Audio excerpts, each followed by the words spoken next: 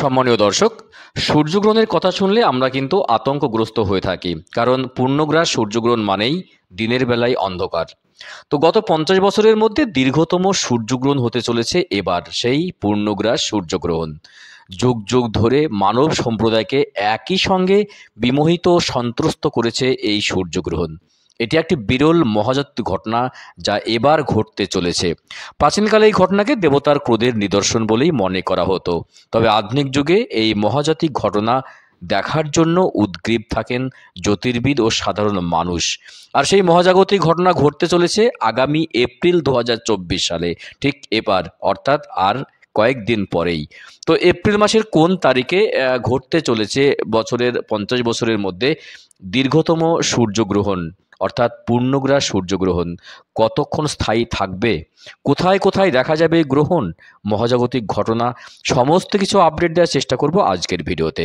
Video ভালো লাগলে অবশ্যই চ্যানেলটি সাবস্ক্রাইব করে পাশের ঘন্টাটি বাজিয়ে রাখবেন এই ধরনের লেটেস্ট এবং কারেন্ট আপডেট সবার আগে পাওয়ার জন্য। এবং সকলের সুবিধার্থে বেশি বেশি করে লাইক এবং শেয়ার করতে একদম ভুলবেন না। তো চলুন দেখে নিই বিস্তারিত ব্যাপারে কি আপডেট রয়েছে। হয়েছে চলতি বছরের 8ই এপ্রিল একটি বিরল সূর্যগ্রহণ দেখা যাবে এবং এটি 7.5 মিনিট পর্যন্ত স্থায়ী হবে। এত দীর্ঘ সূর্যগ্রহণ 50 বছরের মধ্যে একবারই ঘটে। সর্বশেষ ঘটেছিল 1973 সালে। এই দীর্ঘ সূর্যগ্রহণ দেখা দিয়েছিল এবং আগামী 8ই এপ্রিল 2024 আবারও ঘটতে চলেছে এই বিরল সূর্যগ্রহণ, যা 50 বছরের মধ্যে ঘটেনি। এবং 2150 সালে আবার দেখা যাবে এই সূর্যগ্রহণ, অর্থাৎ এবার 2024 8ই এপ্রিল ঘটার পরে আবারও আপনারা দেখতে পাবেন 2150 সালে এই বিরল সূর্যগ্রহণের দেখা মিলবে।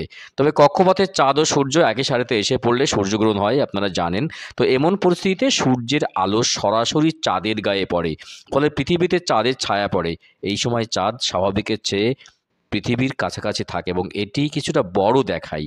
আর সেই সময় পৃথিবীর একাংশের দর্শকদের চোখে সূর্য সম্পূর্ণরূপে চাঁদের আড়ালে থাকে, ফলে এই সময় পৃথিবীর ওই অংশ অন্ধকারে নিমজ্জিত হয়।